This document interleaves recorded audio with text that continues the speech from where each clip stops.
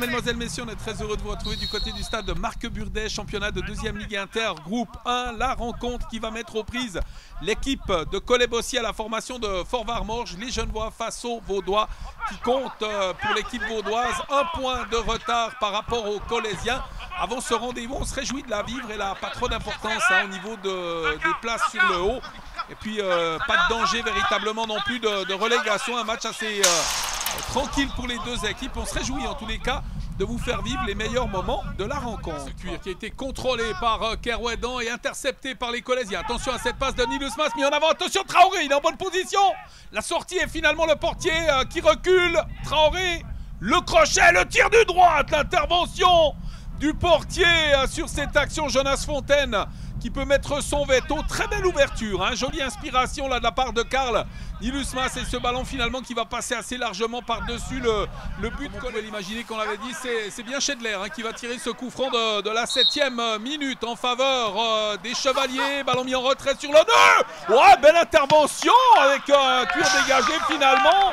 Le tir de l'Honneux et Michael Casteron là qui peut s'interposer de magnifique manière. Beaucoup de brio là de la part du portier qui était masqué par son défenseur. Au vu de l'écart qui sépare les deux équipes également, on peut effectivement le dire. On a un match assez équilibré pour le moment avec Dalabecchia qui a mis en avant, c'est bien joué. L'accélération maintenant de Ayoub Rachan qui décale, c'est bien vu avec Ousmane Traoré qui a trop poussé son ballon sur ce contrôle et cette belle passe de son capitaine. Il vient heurter le portier Jonas Fontaine dans l'élan.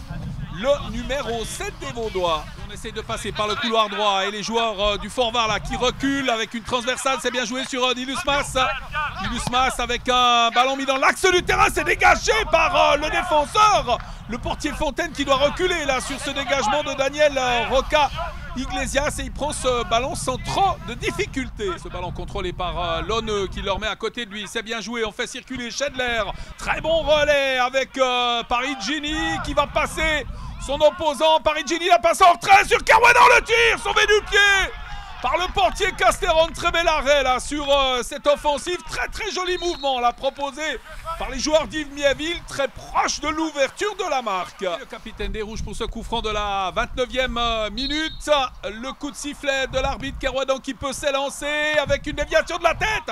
Un ballon vers le portier, c'est repoussé par Young et l'ouverture du score. Daniel Roca Iglesias, la mauvaise sortie de Michael Casteron là, qui n'a pas pu venir contrôler ce ballon. Et finalement sur le contact de la tête avec Young, ce ballon arrive dans les pieds de Daniel Roca Iglesias qui peut ouvrir la marque pour son équipe. On est dans la 29e minute. Samuel Carasso qui va prendre son temps. L'Honneux, c'est bien joué, il lui offre de l'espace. Encore une fois dans ce couloir droit avec le relais. Parigini, encore une fois, c'est très bien joué entre les deux hommes. La passe sur Kerouedan qui laisse passer pour Schedler qui tire par-dessus. Que c'était bien fait. Kerouedan qui écoute son numéro 10 et ce dernier qui tire par-dessus, ça avait le poids du numéro. Avec, ce coup franc en faveur des Vaudois. C'est transmis sur Mendoussa, l'ouverture de Mendoussa, c'est bien fait ce ballon sur l'aile droite avec Nilus Mas. Nilus Mas le centre, personne qui dévie. Oh, ça a été quand même dangereux, il y avait un bon coup à jouer là pour Yannick Nkoufo qui ne parvient pas finalement à mettre sa tête ou son pied pour influencer la trajectoire de ce ballon. Est-ce qu'il va tenter de surprendre le portier directement au premier poteau? Il a un bon tir. Il va décaler sur l'Honneux. Petite balle piquée de l'Honneux. Oh, ça dévie sur la transversale avec le coup de sifflet de l'arbitre.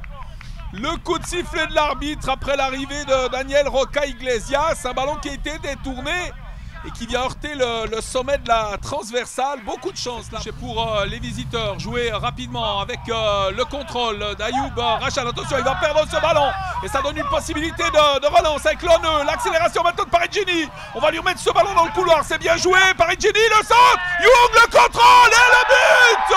Ouais, c'est 2-0. Très bien joué de la part de Young, mais également du duo l'honneur.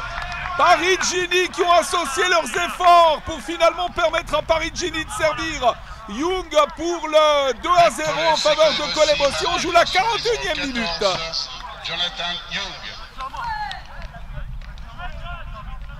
On joue les tout derniers instants de cette première période avec ce score de 2-0 que vous découvrez sur impression.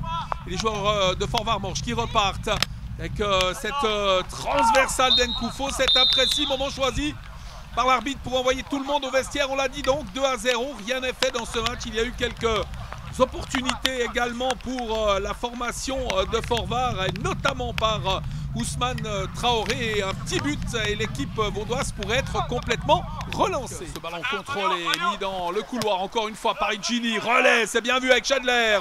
Le débordement de Parigini, le centre avec un ballon deuxième poteau. Kerouédan, le sauvetage encore une fois. Et double sauvetage d'ailleurs avec ce sauvetage devant la ligne de la part du portier Michael Casseron. Là, ça aurait pu être un score encore plus net hein, sans les interventions du dernier rempart, là, notamment en première mi-temps sur le tir de l'honneur. Et encore une fois, là, sur une action dangereuse des Chevaliers. Ce ballon contrôlé par les Colésiens. Carasso qui va revenir à côté de lui.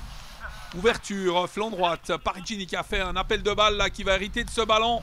Qui sert Young, qui va affronter la défense. Oh, un petit pont, c'est bien joué, Young, qui va frotter. Casseron, l'intervention, encore une fois. Chedler, qui va s'appliquer pour tenter de trouver la tête d'un coéquipier. C'est un long ballon, deuxième poteau. Un cuir qui est repoussé maintenant. L'honneur, petite claquette, encore une fois, de Michael Casseron. Il est content de sa parade, mais quand même en colère. Hein, sur la défense, là, qui a laissé étrangement seul l'honneur.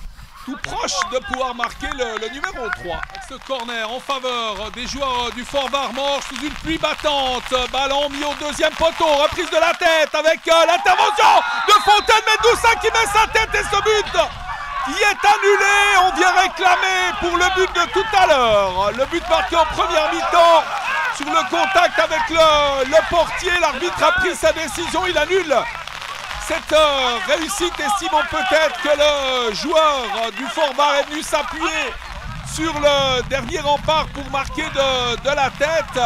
À voir et revoir, on ralentit pour se faire un jugement. Il y avait en tous les cas beaucoup de monde hein, devant le portier dans les 5 mètres. Une réussite annulée, ça aurait permis à Fort Varmange vraiment de se relancer dans ce match. Recollé au score dans ce match. Mendoussa qui va se charger de ce coup de poing, ballon au deuxième poteau, c'est repoussé par la défense avec une intervention d'arbitre, carton rouge. Incroyable décision, là on n'a pas véritablement vu ce qui s'est passé. On n'avait pas le sentiment qu'il s'était passé grand chose. C'est balancé encore une fois en avant mais contrôlé par les Colésiens. Kerouédan qui fait une belle ouverture vers Ayete.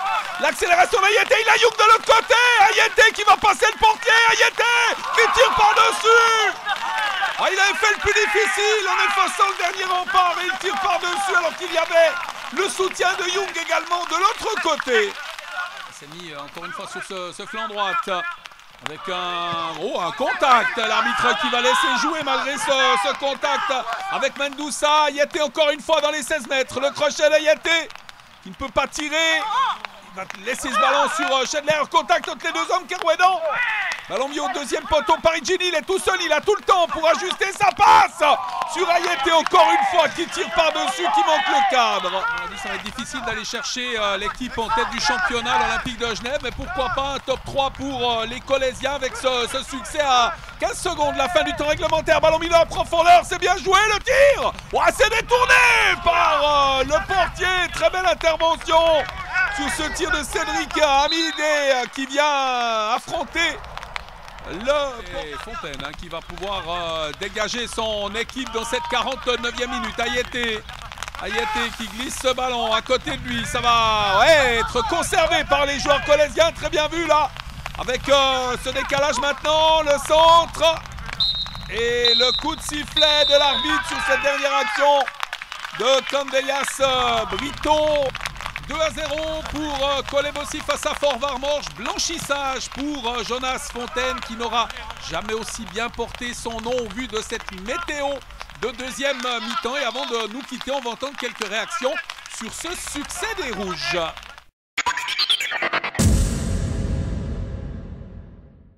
Collet n'a pas volé son match non plus, mais voilà, je pense que nous on n'a pas été à notre niveau, on n'a pas joué le jeu qu'on avait envie de développer, donc forcément voilà, on est déçus du résultat et de la manière de ce qu'on a montré aussi.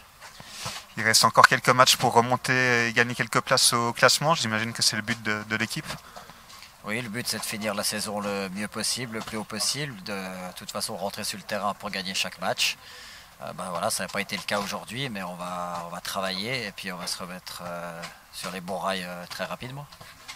Est-ce que vous avez des plans en tête au niveau offensif pour animer un peu plus l'équipe? Est-ce qu'il y a des changements à prévoir dans les prochains matchs? Là, comme ça, c'est difficile à dire.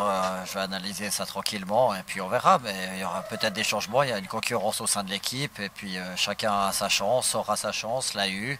Et on verra, voilà, aujourd'hui, il n'y a pas forcément tout acheté, on a manqué d'engagement. Mais bon, comme on peut être engagé quand on prend 8 cartons jaunes, à chaque fois qu'on fait une faute, on prend un carton. Je veux dire, voilà, c'est pas... Enfin, c'est compliqué, là, je suis plutôt remonté, je dirais, vraiment contre l'arbitre. Parce que, voilà, être arbitré, je veux dire, le foot, c'est notre passion, c'est ce qu'on a envie. Si c'est peut-être aussi sa passion, j'en suis pas sûr de celui-là, mais... Au bout d'un moment, venir un samedi après-midi pour faire ça, ça sert à rien. Il faut qu'il reste à la maison, sérieusement. Nous, on travaille, enfin, on s'entraîne 3 fois par semaine pendant 1h30 pour prendre du plaisir le week-end. Et là, chaque duel, chaque faute qui sifflait, il nous met un jaune. Je veux dire, il n'y a pas un blessé chez eux. On n'a tué personne. Je veux dire, voilà, on n'est pas des bouchers. On a fait une belle victoire, 2-0. Je pense surtout qu'on aurait pu marquer plus de buts, mais on a l'essentiel... qu'on était plus solide. La semaine passée, on a pris 5 buts contre Saint-Pré. Et donc de faire une bonne prestation défensivement, c'était le plus important. Et puis au-delà de ça, on a été dans le jeu correct. On a mis 2 buts, on aurait pu en mettre quelques-uns de plus si on avait été plus réaliste. Mais dans l'ensemble, une bonne prestation avec un blanchissage, ça fait du bien. Ça fait plusieurs matchs maintenant que vous gagnez à domicile. On vous sent plus en confiance, plus à l'aise. Quand vous venez ici au stade Marc Burdet, c'est pour gagner. Ouais, je pense que et déjà les saisons précédentes, on a toujours été solide à la maison. Je pense qu'on perd pas beaucoup de points. Cette saison, je me rappelle pas combien de matchs on a perdu, mais 1 voire 2, je pense. Et ouais, je pense qu'on a les repères sur le terrain. On aime bien jouer à la maison et ça se ressent dans les points. Et encore une petite dernière question. On a vu pas mal de défis physiques aujourd'hui, des fautes, pas mal de fautes. C'était un match plutôt rude. Qu'est-ce que vous en avez pensé? Ouais, il y avait des duels, mais c'était aussi, on avait à cœur de réagir par rapport à la prestation de la semaine dernière. Quand on en prend 5, forcément, qu'on n'était pas là dans les duels, donc il fallait réagir et on a mis l'impact qu'il fallait pour ressortir avec les 3 points.